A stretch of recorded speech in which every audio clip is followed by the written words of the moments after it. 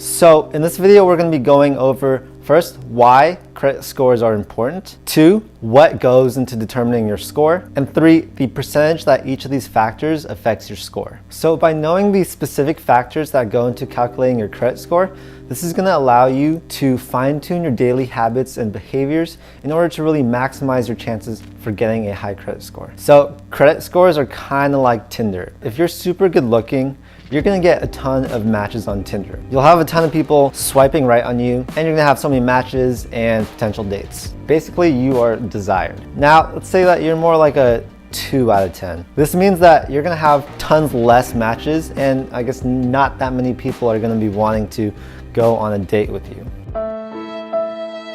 So the same applies for credit scores. The higher your score, the better looking you are. More people are going to want to do business with you.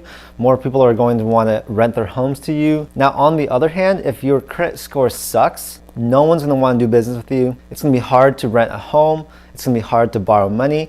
And even if you do find someone that's willing to let you borrow their money, your interest rate is going to be astronomically high. You're basically outcasted in the world of money, which really sucks. So raising your credit score is awesome because I say this to everyone that asks, anyone can do it. Anyone can be a 10 out of 10. So now I'm gonna jump straight into the 5 categories that go into calculating your credit score. Number 1 is payment history. So 35% of your score is actually dependent on your payment history. Your payment history is your history of paying people back. It makes a lot of sense. If you've shown people that you can successfully borrow money and pay them back with no late fees, no late payments, then other people are going to trust you as well. This is a huge sign of credit worthiness, and that's the reason why it's the most important influence on your credit score. If you have monthly credit card payments, mortgage payments, car payments, whatever it is, and you're making these payments on time, the lender's gonna love seeing that, and that's really gonna boost your score. Number 2 is your utilization rate. Your utilization rate, or some people also call it utilization ratio, makes up 30% of your credit score.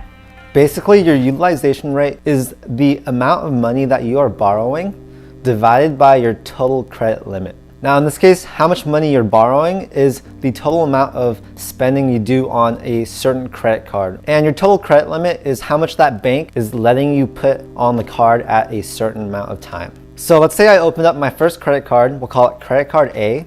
And when I open it up, they're like, all right, Charlie, your credit limit is $1,000. This basically means that I can charge up to $1,000 on the card at a time without having to pay it off. Once I get to that $1,000, I need to pay off the card first, and then I can make more and more purchases. So obviously you can't go out with your $1,000 credit limit card and buy a $200,000 yacht. That's not gonna work. So with my $1,000 credit limit, I go out and buy a $50 lightsaber. At this moment, my utilization rate is 5% because I've spent $50 out of a total $1,000 credit limit. If I buy another $25 item, now my total credit utilization ratio is 7.5% because we spent $75 total divided by $1,000. The lower the number, the better. However, you don't want to keep this number at 0% because that just means that you're not borrowing any money. And that's the whole purpose of a credit card. If you're buying $800 of stuff on your $1,000 credit limit card, then that's not going to look too good. You're going to want to pay that off as soon as you can. Don't keep that 80% utilization ratio on your card because lenders aren't going to like that. For me, my general rule is keep your utilization rate at 30% or under. Once it gets past 30%, pay off your card and repeat the process. Number 3 is your length of credit, and this makes up 15% of your credit score. Length of credit basically means how long have you been borrowing money for? The longer, obviously, the better, because this shows that you are a veteran at borrowing money and paying people back. The takeaway for this is try and keep your accounts open for as long as possible. If you're opening up credit card A, try and keep that open for as long as you can. So actually, the first credit card that I opened back in 2014, I still have it. I've canceled some other cards, but I want to keep that one on file because it's my veteran account. It's the account that shows the most age and shows the most trustworthiness. All right, so number 4 is actually credit inquiries, and this makes up 10% of your score. Whenever you apply for some type of credit account, you're gonna get either a soft inquiry or a hard inquiry. An inquiry is basically when the company that you're applying for this credit account with looks you up in the database and sees your credit history. If you have terrible credit, they're gonna see this on the report and they're not gonna let you open the account. Every time a company looks you up, this is gonna show up on your record.